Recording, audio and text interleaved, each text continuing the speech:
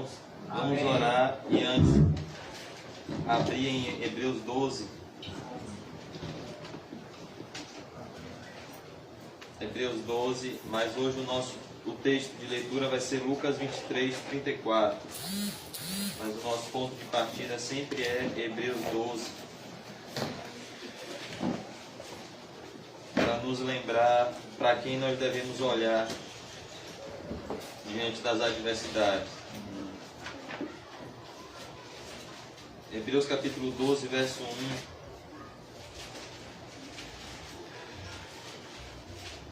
A palavra do Senhor diz: portanto, uma vez que estamos rodeados de tão grande multidão de testemunhas, livremo-nos de todo o peso que nos torna vagarosos.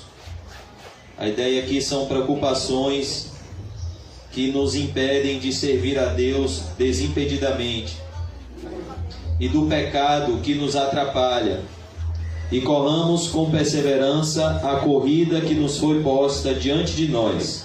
Verso 2: mantenhamos o olhar firme em Jesus, o autor, na minha tradução tem o líder e aperfeiçoador da nossa fé. Por causa da alegria que o esperava, ele suportou a cruz sem se importar com a vergonha. Agora ele está sentado no lugar de honra à direita do trono de Deus. Pensem em toda a hostilidade que ele suportou dos pecadores. Desse modo vocês não ficarão cansados nem desanimados. Afinal, ainda não chegaram a arriscar a vida na luta contra o pecado. Acaso vocês se esqueceram das palavras de ânimo que Deus lhes dirigiu como filhos dele? Ele disse: meu filho, não despreze a disciplina do Senhor.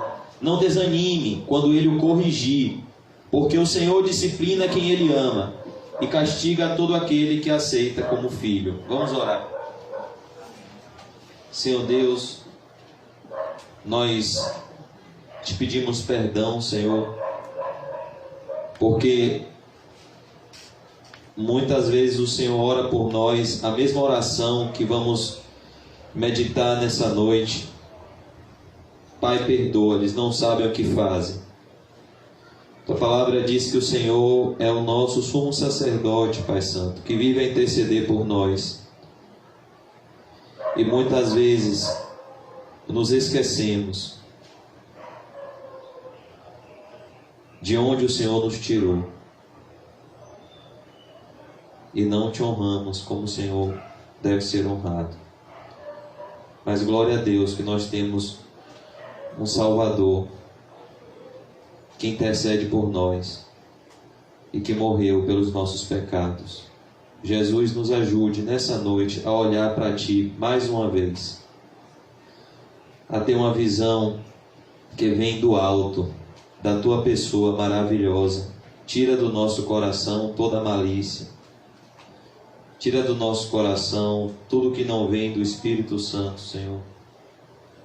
Tira do nosso coração todo orgulho, toda altivez. Abre os olhos do nosso entendimento. Abre a nossa mente, o nosso coração. Tira o véu do nosso coração, Senhor. Nos faz ver Jesus. Nos dá, Senhor, vida espiritual. Não nos deixe viver como a igreja de Sardes, que tinha nome de que vive, mas estava morto em delitos e pecados. Nos dá vida, Senhor. E sempre que o Senhor pretende dar vida, o Senhor dá arrependimento. O Senhor coloca um desejo no Teu povo de orar. Nos dá, Senhor, uma vida profunda de oração aos Teus pés, que é o lugar que jamais devemos sair, Senhor. Dai-nos temor, Senhor. Dai-nos temor, Senhor. Dai-nos temor, reverência, pois o Senhor é santo, santo, santo. E o Senhor não vai baixar o padrão da Tua santidade para nos deixar entrar no céu de qualquer forma. Tua palavra diz que sem santificação ninguém verá o Senhor. Nos ajude, Pai Santo, a cortar a mão, a arrancar o olho, se preciso for, na luta contra o pecado. Em nome de Jesus, amém. Graças a Deus. Amém, irmãos? Nós vamos falar hoje sobre o primeiro brado do Salvador na cruz. Nós estamos falando sobre olhar para Jesus. O título da nossa série é Olhando para Jesus. E eu queria falar sobre a cruz de Jesus do ponto de vista desse primeiro brado. Quais foram as primeiras palavras que Jesus disse no momento em que a cruz se erigiu? No momento em que ele foi erigido na cruz, a Bíblia relata que ele abriu a sua boca e ele proferiu palavras em forma de oração. E é nessas palavras que nós vamos meditar nessa noite, em Lucas 23, 34. Vamos ler a partir do verso 32. Dois outros homens, ambos criminosos, foram levados com ele a fim de também serem executados. Quando chegaram ao lugar chamado Caveira, o pregaram na cruz. Os irmãos sabem como acontecia a crucificação. Eles pegavam as mãos do crucificado, colocavam pregos, colocavam num pedaço de madeira, eles uniam os pés do crucificado, um pé ficava em cima do outro, e ele pegava um prego bem pontiagudo, e esse prego era fixado sobre os dois pés até penetrar a cruz. E Jesus foi pregado na cruz ao lado de dois ladrões. Os criminosos também foram crucificados, um à sua direita e outro à sua esquerda. E aqui nós vemos no verso 34, esse verso 34 vai anteceder a conversão de um dos ladrões. Mateus 27, 44 diz que quando isso aconteceu, os dois ladrões estavam blasfemando contra Jesus. Mas aqui nós vamos ver o que Jesus vai dizer e para onde ele vai olhar nesse momento de angústia, nesse momento de dor que ele estava passando. Jesus disse: Pai, perdoa-lhes, pois não sabem o que fazem. Eu queria falar com os irmãos hoje somente essa frase de Jesus: Pai, perdoa-lhes, eles não sabem o que fazem. E naquele momento, irmãos, é importante que nós venhamos a meditar sobre isso, pois nós fomos comprados justamente nesse momento. São nessas horas que Jesus estava agonizando na cruz que a obra mais poderosa do mundo estava acontecendo. Nossos pecados estavam sendo pagos e ao mesmo tempo punidos na pessoa de Jesus. Como disse Isaías 53, o castigo que nos traz a paz com Deus recaiu sobre ele. Então, nessas horas, essas são as horas mais importantes da história da humanidade, porque se eu e você vamos passar a eternidade no céu com Jesus, é somente por esse motivo aqui, porque ele verteu o seu sangue. A Bíblia diz que sem derramamento de sangue não há remissão de pecados. E aqui naquele momento, nesse momento, Jesus estava em profunda dor. É importante que a gente entenda isso. A nossa salvação não foi de graça, embora ela seja pela graça. A nossa salvação custou muita dor. Dores físicas, dores emocionais, dores espirituais. Jesus estava aqui em profunda agonia. Mas a dor, essa é a importante lição para nós, ao olharmos para Jesus, desse ponto de vista, a dor não impediu Jesus de orar. Embora Jesus estivesse calado diante dos homens, ele estava aqui sofrendo inúmeras acusações. Se tu és o Messias, desce da cruz, salva-te a ti mesmo e a nós também. Veja, ele clama por Elias. E ele não responde os homens. Ele está calado. Como disse também Isaías 53.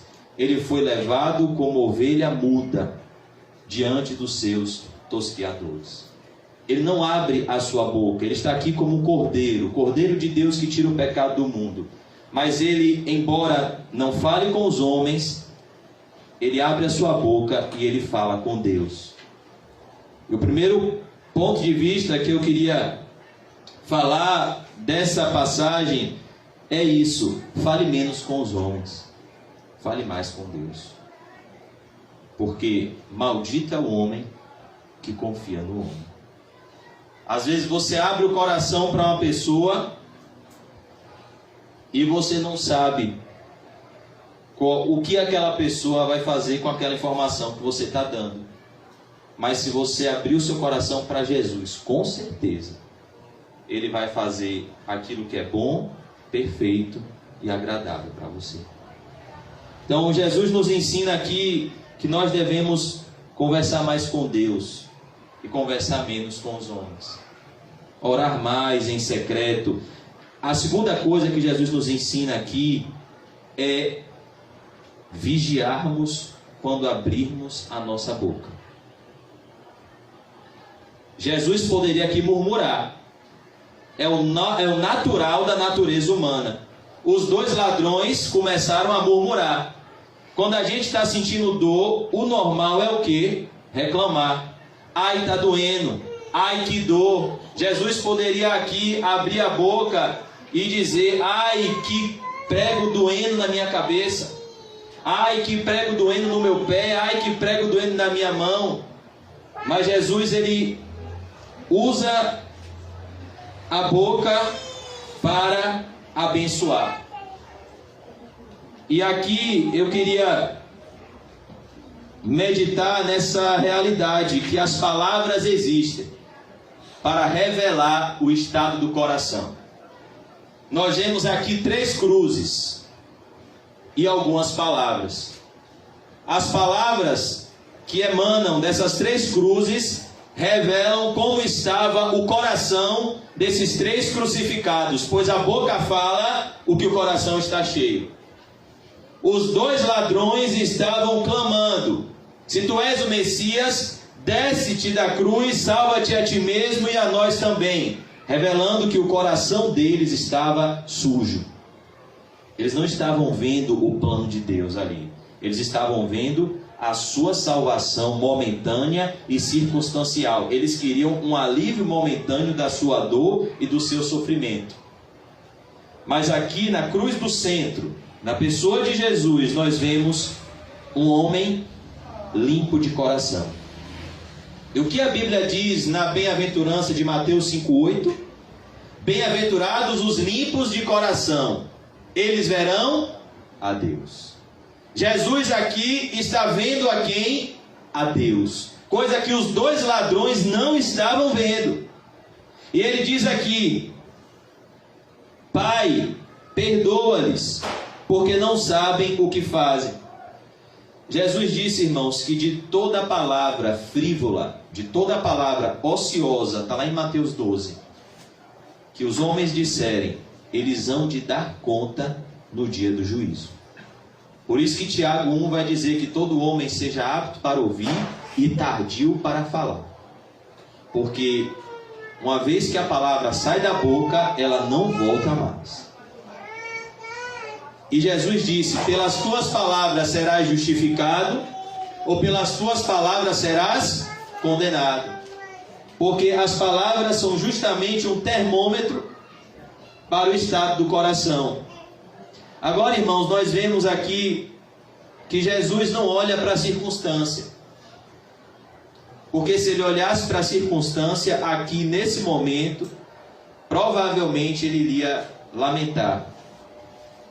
Jesus não olha para a circunstância. Jesus não olha aqui para os homens, porque a Bíblia diz em Jeremias 17,5: maldito é o homem que confia nos homens. Se ele olhasse para os homens, talvez as primeiras palavras dele na cruz seriam: oh, quanta ingratidão!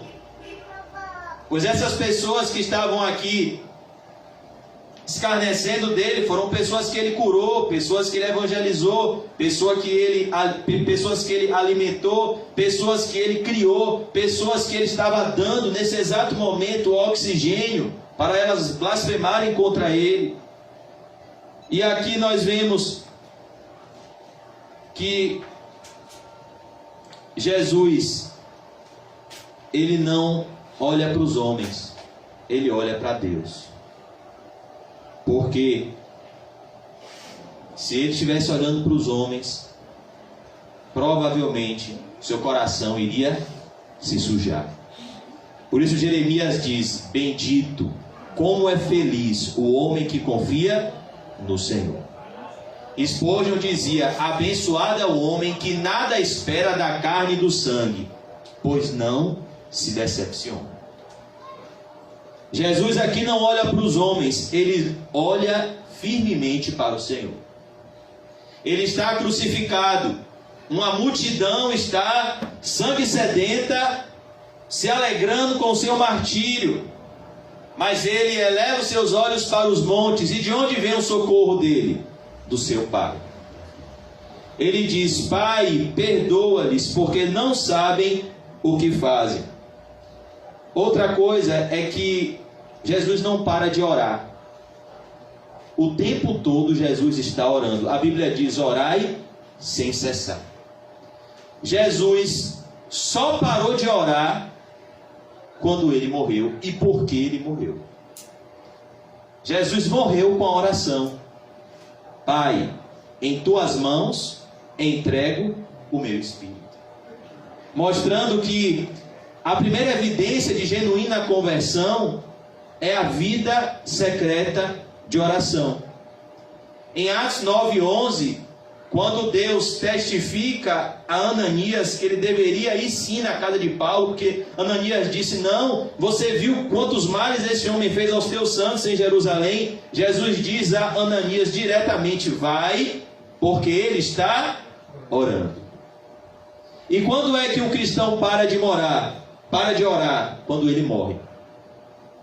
Porque aí ele não precisa mais desse momento em secreto a sós com Deus. Aí ele vai conhecer a Deus face a face. Aí ele vai conhecer a Deus como ele é conhecido por Deus. E Deus enxugará dos seus olhos toda a lágrima.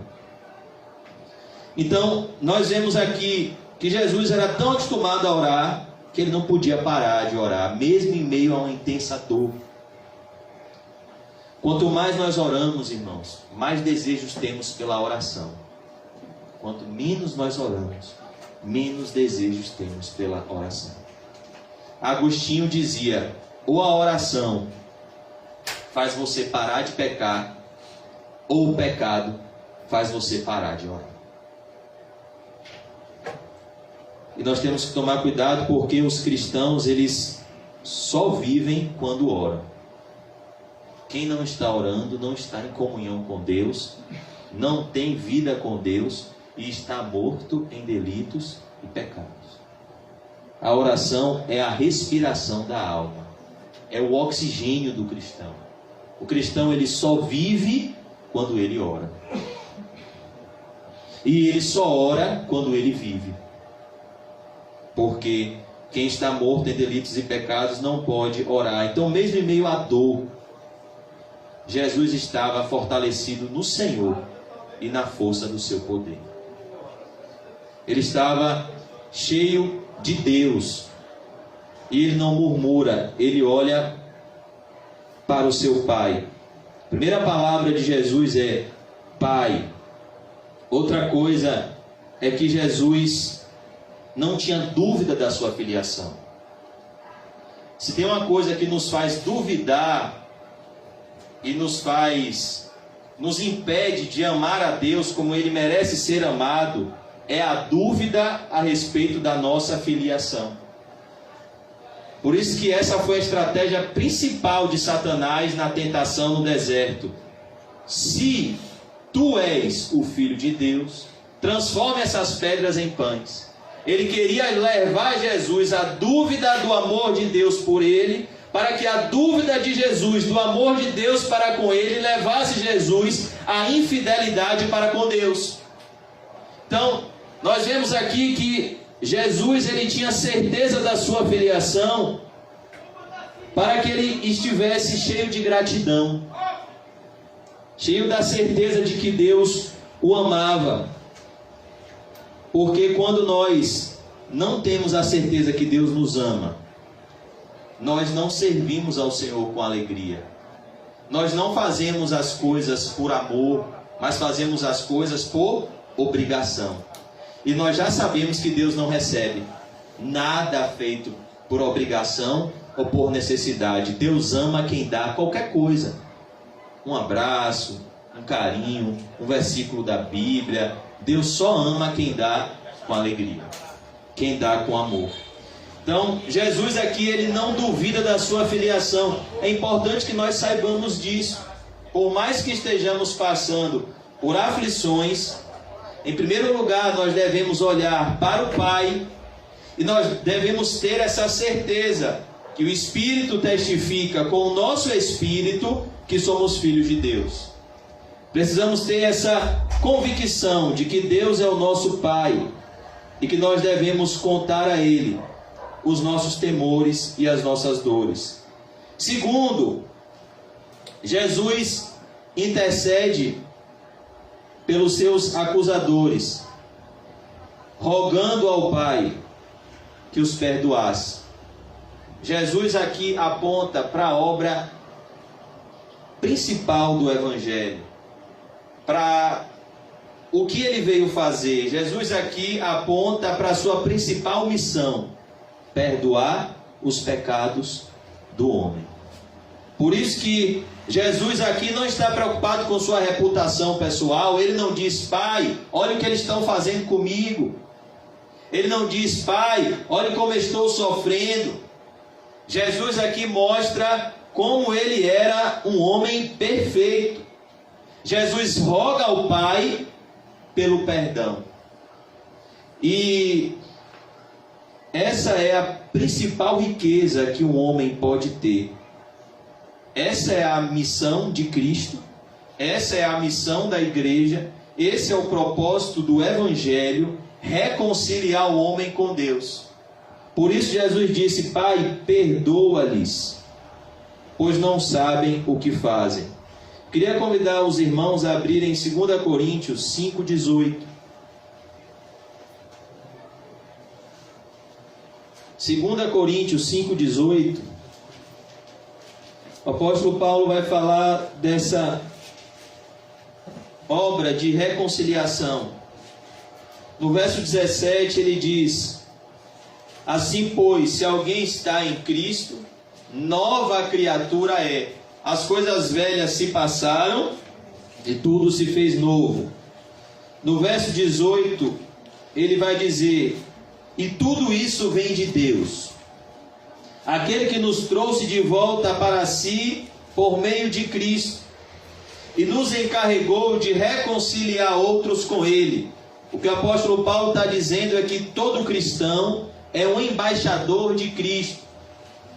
Um cristão, ele é regenerado para ser um instrumento de Deus na regeneração de outros. Foi isso que Jesus quis dizer quando ele nos chama de sal da terra e de luz do mundo, para que nós passemos adiante a mensagem que nos salvou. Pois em Cristo Deus estava reconciliando consigo o mundo, 2 Coríntios 5,19, não levando mais em conta os pecados das pessoas.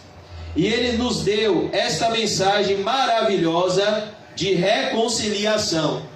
É isso que o Evangelho faz. Ele une duas partes que estavam em inimizade.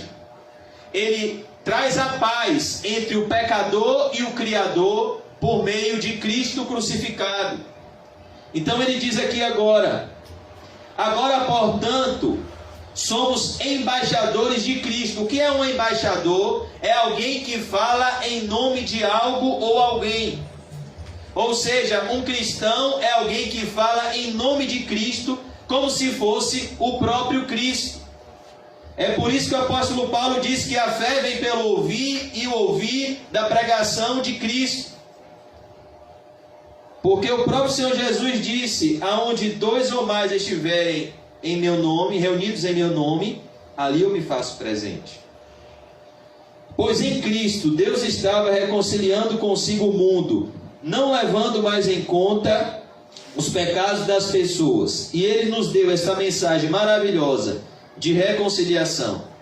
Agora, portanto, somos embaixadores de Cristo, Deus faz seu apelo por nosso intermédio, ou seja, Deus roga por meio dos servos dele. Deus roga por meio da igreja. Deus roga por meio dos cristãos. Arrependam-se e creiam no Evangelho. Deus roga por meio dos seus servos. Olhem, o que importa de verdade não é se você vai ter um casamento feliz, uma vida bem-sucedida financeiramente, não é se você vai ser curado de todas as suas enfermidades. A grande questão que importa agora, isso é o mais importante, é: você está unido aos seus pecados ou você está desligado dos seus pecados? Porque se você estiver desligado dos seus pecados, não importa o que aconteça de bom ou ruim na sua vida, tudo está cooperando para o seu bem. Foi o que percebeu e entendeu Simeão. Lá em Lucas capítulo 2, quando Simeão pegou Jesus no braço, ele teve essa contemplação da salvação e ele disse: agora, Senhor, despede em paz o teu servo. Eu já posso morrer, porque eu já estou em paz com Deus, porque os meus olhos contemplaram a tua salvação. E é isso que nós devemos priorizar: a salvação. É isso que Cristo veio fazer. Falamos em nome de Cristo quando dizemos, ou seja, toda vez que alguém evangeliza outra pessoa, é como se o próprio Cristo estivesse falando com aquela pessoa. É como se o próprio Cristo estivesse diante daquela pessoa. Ele é o mesmo ontem, hoje e será eternamente. Da mesma forma que ele esteve diante da mulher samaritana, da mesma forma que ele esteve diante de Zaqueu, da mesma forma que ele esteve diante dos discípulos. Quando alguém evangeliza outra pessoa, debaixo da ação do Espírito Santo, o próprio Cristo se faz presente. Ele está ali. E essa pessoa vai ser notificada. Se ela se arrepender e crer, ela será salva. Seus pecados serão perdoados. Se ela não se arrepender e crer, Deus irá cobrar esse momento no dia do juízo. Por isso que ele diz aqui, olha qual é a mensagem da igreja: reconciliem-se com Deus. Não adianta fazer nada sem a presença de Deus. Jesus disse: sem mim nada podeis fazer. Aí ele vai falar do coração do Evangelho. Por que nós somos reconciliados com Deus? Pois Deus fez de Cristo aquele que nunca pecou. Na maioria das traduções tem aquele que nunca conheceu o pecado, a oferta por nosso pecado, ou algumas traduções tem Deus o fez pecado por nós, lá na cruz, para que por meio dele, por meio de Cristo, fôssemos declarados justos diante de Deus. É isso que Jesus está clamando na cruz, para que aquelas pessoas que estavam matando ele, para que eu e você, que também assassinamos ele quando pecamos, fôssemos perdoados pelo Pai, por meio do seu sangue na cruz. É por isso que ele diz: Pai, perdoa-lhes. Olha que coisa bonita o nosso coração está limpo. Jesus não guarda mágoa. Ele nos dá o mesmo exemplo de Jó. Quando foi que Deus abençoou Jó? Quando Jó orou pelos seus... E antes de Deus mudar a sorte de Jó, Deus mudou o quê? O coração de Jó. Porque Deus muitas vezes nos coloca em situações impossíveis de serem mudadas. Não porque Ele não tem poder de mudar aquela situação, mas porque Ele quer que o nosso coração seja transformado por meio daquela situação. E foi isso que aconteceu com Jó. Jó não vindicou justiça pelos seus amigos. Ele orou pelos seus 3 amigos. E Deus abençoou Jó e abençoou os amigos de Jó. Deus aqui vai abençoar essas pessoas, muitas dessas pessoas que Jesus está intercedendo. Momentos depois, essas mesmas pessoas que estão crucificando a Cristo serão abençoadas pelo mesmo Cristo através do sermão do embaixador dele, Pedro. E essas mesmas pessoas vão se arrepender, crer e receber o dom de Deus, que é o Espírito Santo. Por isso que nós vemos aqui, irmãos, que Jesus faz a mesma coisa que ele faz na oração modelo. Ele ergue os seus olhos ao Pai. Ele não olha para o homem, não olha para a circunstância. E ele roga ao Pai que salve aquelas pessoas que estão o acusando, que estão o matando. Por isso que ele mesmo disse: olhe, todo pecado cometido contra o Filho do Homem, toda blasfêmia que disserem contra o Filho do Homem, tem perdão. Quem confessa e deixa alcança a misericórdia. Se houver arrependimento, tem perdão. O único pecado sem perdão é a blasfêmia contra o Espírito Santo. É a pessoa insistir até o fim em se rebelar ao convencimento do Espírito Santo. Esse é o pecado que não tem perdão. É o pecado de não crer em Jesus. Por isso que Jesus disse: Pai, perdoa-as. E ele fala em suas palavras o motivo dessa oração e o motivo que ele clama pelo perdão: a ignorância a respeito de Deus. Jesus discerne o cenário do mundo em algumas palavras: eles não sabem o que fazem. Oséias já dizia: o meu povo perece porque falta conhecimento. Jesus mostra aqui o que é o ser humano sem Deus. É um ser fora de si. Ele não sabe o mal que ele está causando a si mesmo. Eles não sabem o que fazem. Por isso que Jesus ora: Pai, eles não têm consciência da malignidade que essa ação deles vai trazer sobre a vida deles. Por isso que quando nos convertemos, literalmente nós nos enxergamos como um peixe fora d'água. Porque o mundo diz que a sabedoria de Deus é loucura. E Deus diz que a sabedoria do mundo é loucura. O mundo valoriza o que Deus despreza e despreza o que Deus valoriza. Essa é a sociedade em que nós vivemos. Uma sociedade que não sabe o que faz. Pessoas literalmente fora de si. É o mundo em que nós vivemos. Jesus literalmente disse isso acerca de uma parábola de um homem rico que teve uma grande colheita e disse: destruirei esses celeiros, construirei novos celeiros e ali eu vou ter a vida que eu sempre sonhei. Quando ele conseguiu tudo aquilo que ele planejou, Deus bradou do céu e disse: você está maluco. Você não sabe a loucura que você fez. Louco, essa noite pedirei a tua alma. E o que tens preparado e para quem será? Ou seja, o que Jesus disse daquele homem é: ele não sabe o que ele estava fazendo. Ele estava seguindo o curso deste mundo. E é essa a primeira concepção da verdadeira conversão.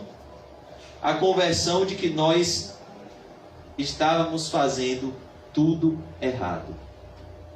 Por isso que quando a Bíblia fala da ação do Espírito Santo, a primeira obra do Espírito Santo é nos convencer do pecado. O Espírito Santo não vem para enaltecer o nosso ego. O Espírito Santo vem para mostrar o quanto somos maus e o quanto Jesus é bom. O Espírito Santo vem mostrar quanto nós somos sujos, como nós somos pecadores, para que possamos, à luz da iluminação dele, confessar os nossos pecados e abandoná-los. Por isso que Jesus diz: Pai, eles não sabem o que fazem. Eles estão fora de si. Eles estão cegos. Por isso que a pior cegueira que a Bíblia diz não é a cegueira física, é a cegueira espiritual. O Deus deste século cegou o entendimento dos incrédulos. Quando Jesus curava um cego, não era só para que aquele cego tivesse visão, era para que aquele cego tivesse fé. Quando Deus converteu Saulo, caiu de Saulo as escamas dos seus olhos. Por isso que o reconhecimento do pecado é o início da salvação. Jesus disse: Pai, perdoa-lhes, eles não sabem o que eles estão fazendo. Quem está vivendo sem Cristo, irmãos, não tem nem consciência do que ele está fazendo. Por isso que se nós temos o Espírito Santo, se nós temos pelo menos, isso já é uma grande dádiva, concepção do que é certo aos olhos de Deus e do que é errado aos olhos de Deus, isso já é um grande presente de Deus. Porque a grande maioria das pessoas vão para o inferno e elas nem sabem que estão indo para lá. É o que Jesus diz, eles não sabem o que fazem. Eles não sabem o que fazem. As pessoas pecam contra Deus, mas eles não sabem das consequências do pecado. Por isso que, se você ama uma pessoa, você tem que alertar sobre as consequências do pecado. Vou dar só um exemplo. Esse funkeiro que morreu, eu vi uma reportagem hoje, que ele se jogou do quarto do hotel, porque ele estava adulterando e a esposa estava chegando. E ele estava no quarto do hotel com a mulher. E ele, no desespero, pulou e morreu. Ele não sabe o que ele faz. Ele não sabia o que ele fazia. Ele não tinha Deus, ele não tinha o Espírito Santo, ele não tinha Jesus. Ele pensou que o adultério iria ser uma boa ideia, mas o adultério foi a causa dele estar neste exato momento queimando no inferno. Foi por isso que Jesus disse: Pai, perdoa-lhes. Eles não sabem o que fazem. Ele está cego, ele está morto, ele não sabe o que ele estava fazendo. Onde é que está aquele funkeiro agora? Da mesma situação que aquele rico da parábola, do rico e do Lázaro. Ele está clamando agora por uma gota de água. E ele não tem. Porque ele morreu.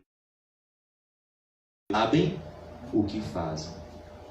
Quando uma pessoa ajunta tesouros na terra, como aquele rico da parábola, e vive juntando dinheiro, sem ajudar ninguém, sem se preocupar com outra pessoa, a não ser consigo mesmo, ela não sabe o que ela está fazendo. Ela vai morrer e ela vai descobrir que a quem mais é dado, mais é cobrado. Esse versículo vale para todas as áreas da nossa vida. Se você recebeu mais do ponto de vista material, isso não significa que você está no patamar de superioridade ao seu irmão que não recebeu, não. De jeito nenhum. Isso significa que você tem mais responsabilidade do que ele. Porque um dia eu e você vamos dar conta de cada centavo que passou na nossa mão. Não se engane. Tudo que passa pelas nossas mãos é dele, Deus, deve ser usado por ele, Deus, e para a glória dele, Deus. Por isso que Jesus disse: Pai, perdoa-lhes, eles não sabem o que fazem. Porque nossas ações falam tão alto ou mais alto do que nossas palavras. Porque o que o homem plantar, ele vai colher. Cada um vai ser julgado, é o que diz a Bíblia, segundo as suas obras. Tem pessoas que dizem: não, o que importa é você ter um conhecimento teologicamente correto. Não, mas Jesus vai dizer no dia do juízo: eu tive fome, não me deste de comer, eu tive sede, não me deste de beber, estive preso, você não foi me visitar. Isso não fala de teologia, isso fala de prática. Porque assim como o espírito, seu corpo está morto, a fé sem obras é morta. Por isso que Jesus diz: Pai, perdoa-lhes, eles não sabem o que fazem. Porque nós podemos saber o certo e fazer o errado. Naquele grande dia, isso não vai adiantar.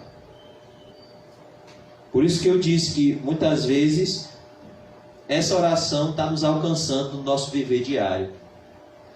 A gente fala o que não devia, a gente não está vigiando, não está orando, a gente abre a boca sem consultar Deus. Deus, eu tenho que falar essa palavra mesmo? Deus, eu tenho que falar com essa pessoa mesmo? Deus, eu tenho que falar dessa forma? E aí a gente fala o que não devia, faz o que não devia, e Jesus, como nosso sumo sacerdote do céu, faz essa mesma oração até hoje que ele fez na cruz. Pai, perdoa José, ele não sabe o que ele faz. Porque o mundo espiritual é real. Você acha que Satanás não nos acusa quando envergonhamos o nome de Deus? Por que Deus puniu Davi? Uma das coisas que Natan falou com Davi foi: visto que deste motivo, Davi, para que os inimigos do Senhor blasfemem contra ele, a espada jamais se apartará da sua casa. Por quê? Porque nós não carregamos o nome de uma empresazinha qualquer. Nós não carregamos o nome de qualquer instituiçãozinha, como alguns irmãos aqui estão com a camisa escrito Ortobon. Ortobon vai ser queimada pelo fogo. Nós carregamos o nome de Cristo.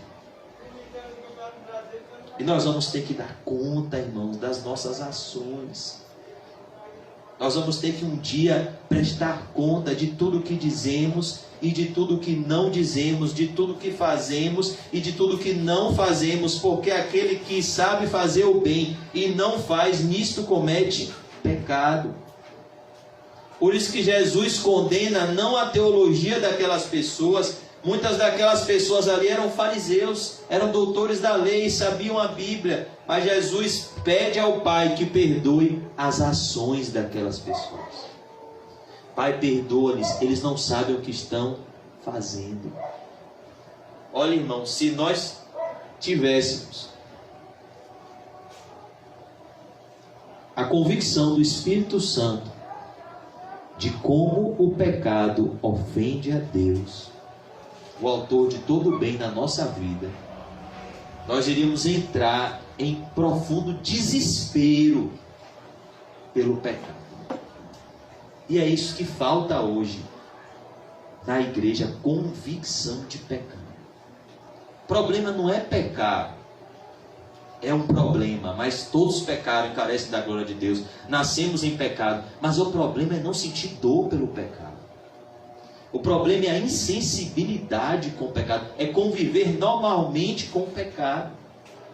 Muitas vezes o que está faltando nas nossas vidas é o desespero que assolou as pessoas nas ruas da Inglaterra, quando Jonathan Edwards leu um sermão que ele passou 3 dias e 3 noites chorando e orando, pecadores nas mãos de um Deus irado. E as pessoas tiveram a convicção do que Jesus disse, eles não sabem o que fazem. Meu Deus, eu não sei o que eu estou fazendo da minha vida. Eu estou plantando na carne. A ficha tem que cair. Eu estou plantando na carne, uma hora vai vir a colheita. E dizem que as pessoas começavam a clamar, a gritar: Senhor Edwards, por favor, pare de pregar. E elas tiveram pelo Espírito Santo uma visão das suas almas sendo tragadas pelo inferno. Então elas passaram momentos chorando pelos seus pecados, se arrependeram dos seus pecados e houve um grande avivamento.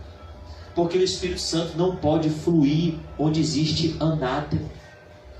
O Espírito Santo não pode fluir onde existe pecado não confessado e não abandonado.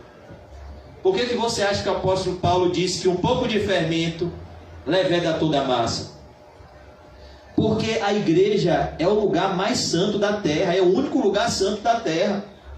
A igreja é o lugar na terra mais próximo do céu, onde as pessoas vêm até ela para se conectar com Deus. Jesus disse: a casa do meu pai é casa de oração.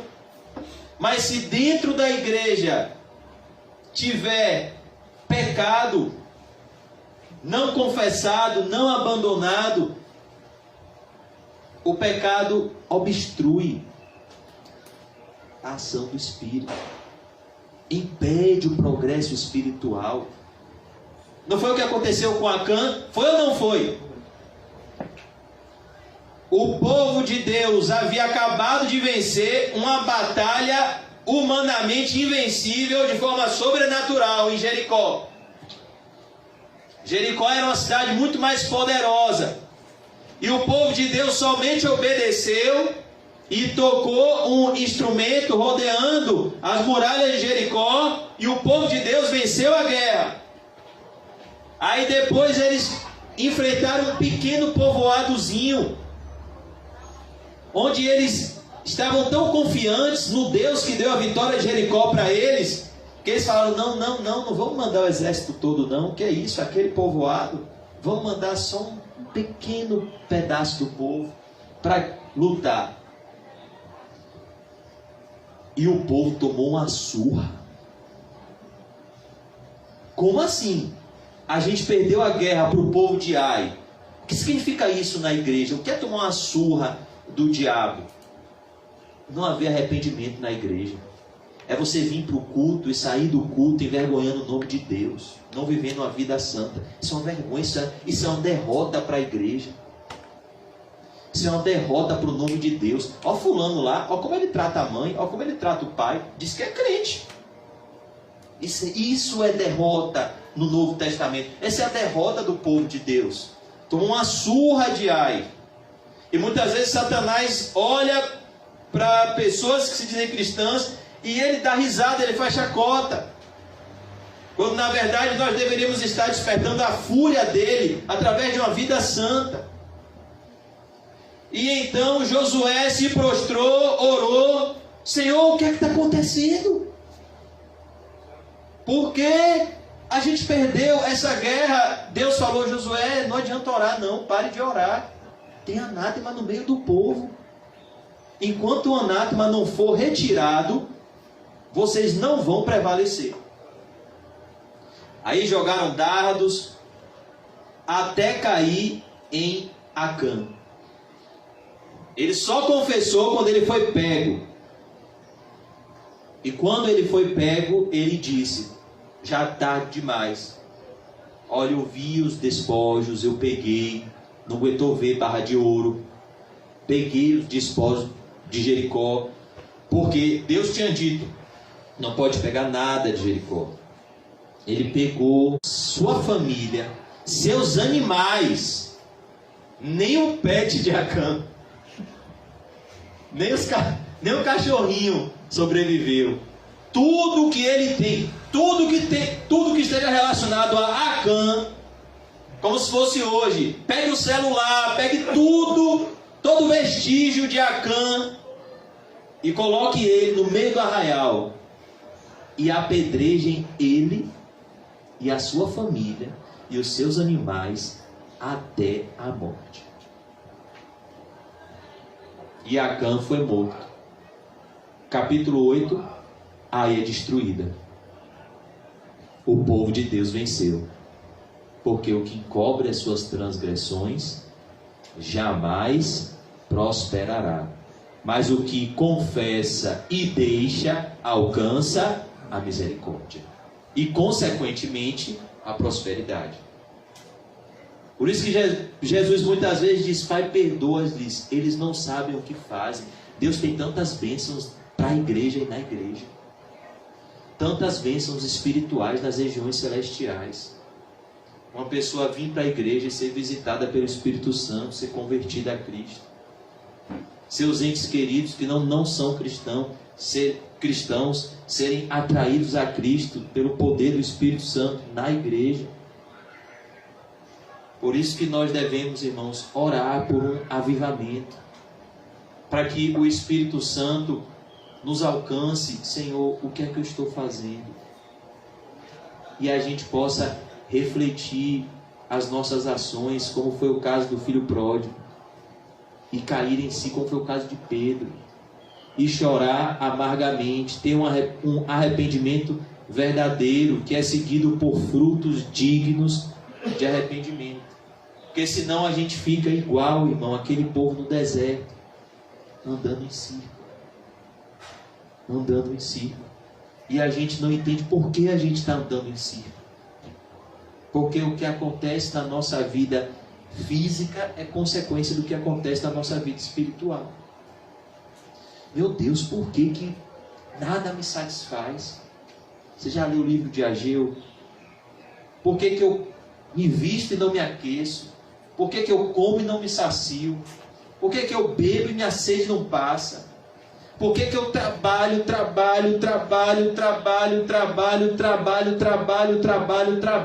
e não vejo o fruto do meu trabalho? Parece que o meu trabalho é o sactel furado. Foi o que Deus disse ao povo na época de Ageu. Porque o reino de Deus não está sendo a sua prioridade. Porque aos seus amados o Senhor dá enquanto dorme. Por isso, irmãos, que em tudo nas nossas vidas nós devemos pesar essa frase de Jesus. Será que eu sei o que eu estou fazendo à luz da palavra de Deus? Será que isso que eu estou fazendo glorifica a Deus? O que é que diz a Bíblia? Quer comais, quer bebais, quer façais qualquer outra coisa, faça tudo para a glória de Deus. Isso que eu vou fazer glorifica a Deus. Isso que eu vou fazer agrada a Deus, porque sem fé é impossível agradar a Deus. Porque muitas vezes Jesus fala para a gente o que disse a esse povo: perdoa-lhes, não sabem o que fazem. Mas nós sabemos, nós temos a Bíblia, nós temos o Espírito Santo, nós temos a igreja, nós temos irmãos que nós podemos compartilhar a fé, conversar sobre a Bíblia. Justamente Deus prepara esse momento aqui justamente para que a gente se prepare para o grande dia, né? O que está em Hebreus 10, 25, não abandonemos a nossa congregação, como é costume de alguns, mas quanto mais nós vemos que o dia se aproxima, admoestemos uns aos outros. Nós devemos estimular uns aos outros ao amor e às boas obras. Por isso, irmãos, eu queria orar por mim e por vocês nessa noite. Que o Senhor Jesus traga um avivamento pessoal nas nossas vidas. Que o Senhor restaure muitas vezes a nossa vida com Ele. Que o Senhor restaure muitas vezes o altar caído. Que o Senhor muitas vezes nos traga de volta ao primeiro amor.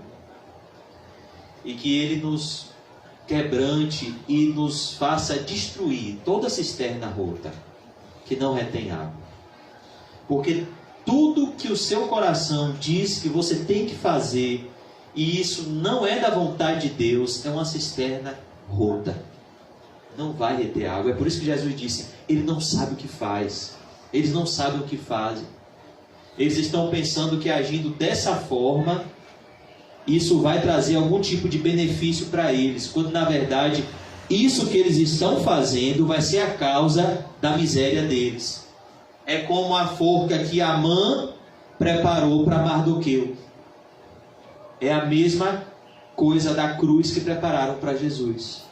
Amã preparou a forca para Mardoqueu e ele foi tão sagaz que ele mediu o tamanho do pescoço de Mardoqueu e fez a corda para encaixar certinho no pescoço de Mardoqueu. Quem foi que foi enforcado? Amã. Porque aquilo que o homem plantar, ele vai colher. Então que nós possamos refletir nisso. Sem Jesus não dá. Jesus disse: sem mim nada podeis fazer. Nada podeis fazer. Porque quando a gente faz qualquer coisa sem Jesus, a gente não sabe o dano que isso vai trazer na nossa vida lá na frente. Um passo fora da direção de Deus, a gente não sabe o que a gente está fazendo. A destruição que o pecado vai trazer nas nossas vidas. Ainda que sejamos filhos de Deus, o pecado vai gerar muita dor, como gerou na vida de Davi. Para que a gente possa aprender, através da dor e da malignidade do pecado, a nunca mais cometer. Você acha que Davi sentia mais algum ímpeto para cobiçar alguma mulher que não fosse esposa dele? Você acha mesmo? Depois de enterrar 4 filhos, você acha que ele, quando passava uma mulher bonita, ele sentia o mesmo que ele sentiu por Betseba? Não, porque Deus corrigia ele. Ele sentia logo a dor. Meu Deus, por conta desse desejo maligno do meu coração, meus filhos estão enterrados. Isso fez Davi sentir dor. E é isso que Deus vai fazer com que o pecado gere nas nossas vidas, se Ele nos ama. Vai nos fazer sentir dor, para que a gente não mais venha a cometê-los. Porque sem santificação, amados irmãos, ninguém verá ao Senhor. Então, reflita no que você vai fazer.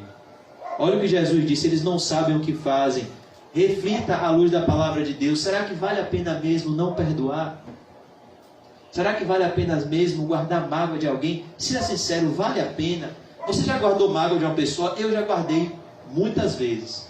Você perde a paz, você não consegue orar, você abre a Bíblia para ler e parece que você não consegue entender nada. O Espírito Santo não flui enquanto você não perdoar. Não vale a pena. Quando você obedece a Deus, quem ganha é você. Então, perdoe, irmão. Não guarde mágoa de ninguém. Peça ao Senhor que lhe dê o mesmo coração de Jesus, um coração limpo, para que você veja aquelas pessoas que te machucam com o mesmo olhar que Jesus viu as pessoas que machucaram ele. Eles não sabem o que fazem. E se você estiver nas mãos de Deus, tudo vai cooperar para o seu bem. E muitas vezes pessoas que hoje são instrumentos do mal na sua vida, amanhã serão instrumentos do bem. Para que você entenda que a nossa luta não é contra a carne e nem sangue. Saulo de Tarso estava onde nesse momento que Jesus estava na cruz? Aos pés de Gamaliel, um opositor ferrenho do cristianismo. Mas ele foi alcançado pela graça de Jesus e se tornou um dos seus principais aliados. Por isso que nós devemos pedir a Deus todos os dias discernimento espiritual. Senhor, eu sei o que eu estou fazendo, eu sei em quem eu tenho crido, ou eu estou como esse povo perdido que não sabe o que faz aos olhos de Deus. A Bíblia diz: o meu justo viverá pela fé, e se ele recuar, a minha alma não tem prazer nele. Nós devemos tomar as nossas decisões pela fé e não por vista, para que saibamos o que estamos fazendo, de onde viemos e para onde estamos indo, pro reino dos céus. Por isso que Jim Elliot dizia: não é tolo. Às vezes é preciso você dar até o que você não tem, para ganhar o que você não pode perder. Às vezes você tem que dar até o que você não tem, a sua vida, para ganhar o que você não pode perder, a sua alma, a sua salvação. Por isso que nós devemos fazer os cálculos. Todos os dias nós somos confrontados, nós somos tentados a ter os mesmos planos dos loucos que não sabem o que fazem. Que planos são esses? Ter uma boa vida, ter uma boa aposentadoria, buscar realização pessoal e profissional. Mas nós somos confrontados com a palavra de Deus que diz: de que adianta o homem ganhar o mundo inteiro e perder a sua alma? Somos confrontados com a palavra de Deus que nos alerta que cabe ao homem morrer uma única vez, depois disso segue-se o juízo. De que adianta no leito de morte ter tudo e não ter Cristo? Por isso que nós devemos saber o que estamos fazendo, porque aquilo que fazemos para a glória de Deus vai durar por toda a eternidade. E aquilo que fazemos para a ira de Deus também vai durar por toda a eternidade. São as nossas ações, é aquilo que fazemos, que vai dizer se cremos ou não naquele grande dia. Que, mais uma vez, eu peço que os irmãos orem, irmão, por um avivamento pessoal, por um retorno ao primeiro amor de verdade. De verdade. Porque se tem uma coisa que é feio, do ponto de vista de Deus e até dos homens, é viver uma vida de fachada. É fingir orar quando eu não oro. É fingir ler a Bíblia quando eu não leio. É fingir amar quando eu não amo. Que possamos orar para que o Senhor nos traga, irmãos, de volta ao primeiro amor. Que o Senhor nos dê um avivamento e nos encha com o Espírito dEle para fazer a vontade dEle. Vamos orar. Ô Senhor, o Senhor sabe, Senhor. Como diz o Salmo 139, Senhor, Tu me sondas e me conheces. O Senhor conhece o meu deitar, o Senhor conhece o meu levantar. Ainda que a palavra, antes que a palavra saia da nossa boca, Senhor, o Senhor já sabe o que vai sair dela. Oh Deus, o Senhor é onisciente, onipotente, onipresente, Senhor. Eu peço, Pai Santo, que o Senhor nos leve, Pai, ao primeiro amor. Que o Senhor nos leve, Senhor, a um avivamento, a um progresso espiritual, Senhor, a um crescimento na graça e no conhecimento. Como é difícil, Senhor, vencer o mundanismo, vencer as concupiscências do mundo, Pai. Oh Senhor, nós vamos passar agora 2 dias sem nos encontrarmos. Eu peço, Pai Santo, que não aconteça muitas vezes o que nós vemos acontecer, cada um vai correr a sua própria vida. E muitas vezes nossa carne diz que são dias de férias, quando na verdade cristão não tira férias, Senhor. Que nesses 2 dias possamos refletir, Senhor, como está a nossa vida contigo. Que possamos refletir as nossas ações, nos arrepender genuinamente, que possamos tirar um tempo, Senhor, para confessar, para dar nome aos nossos pecados e pedir graça ao Senhor para abandoná-los. Que o Senhor nos ajude, Senhor, a sair daqui de uma forma diferente que entramos. Porque o Senhor não foi para que tenhamos a viver uma vida debalde de qualquer jeito, Senhor. Por isso nos ajude a saber o que estamos fazendo à luz da palavra de Deus. Nos ajude, Senhor, a ter um arrependimento cada vez mais profundo, para que possamos nos alegrar, como disse Davi: restitui-me a alegria da tua salvação, Senhor. Oh Deus, todos nós aqui, Senhor, estamos passando por tantos problemas que muitas vezes achamos impossível tirar a alegria, mas o Senhor quer nos ensinar, Senhor, que a alegria nas nossas vidas é como aquela água que saiu da rocha no período de Moisés, Senhor. Ela vem de forma sobrenatural. A nossa alegria vem de Ti. A nossa alegria vem da Tua obra de salvação, Senhor. A nossa alegria vem do perdão dos nossos pecados. A nossa alegria vem da vida eterna, Senhor. E possamos ter, Senhor, a certeza que os nossos pecados são perdoados. Restitui-nos, ó Pai, com a alegria da Tua salvação. Se for preciso, Senhor, nos quebra e nos refaz, como aquele vaso lá em Jeremias, que não ficou do teu agrado, Pai Santo. Quebra, Senhor. Nos quebra todo, tira o nosso orgulho, tira o nosso eu, e nos refaz para a tua glória, nos faz vasos cheios do Espírito Santo, Senhor. Nos faz vasos que serão usados para a tua glória. Nos transforma, Senhor. Molda o nosso caráter. Muitas vezes não entendemos os sofrimentos que passamos e as humilhações que passamos, mas o Senhor nos ensina que é para que venhamos a aprender que nem só de pão viverá o homem, mas de toda a palavra que procede da boca de Deus. Nos ajude a aprender essa importante lição, Senhor. Essa tão sublime missão, que feliz é a nação cujo Deus de Israel é o Senhor. Nos despede em paz, Senhor.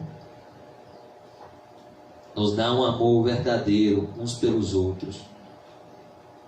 O mesmo amor que o Senhor sentiu na cruz, o mesmo amor que o Senhor sente por nós, o mesmo amor que o Senhor sentiu pelos discípulos e disse para eles: amai-vos uns aos outros, como eu vos amei.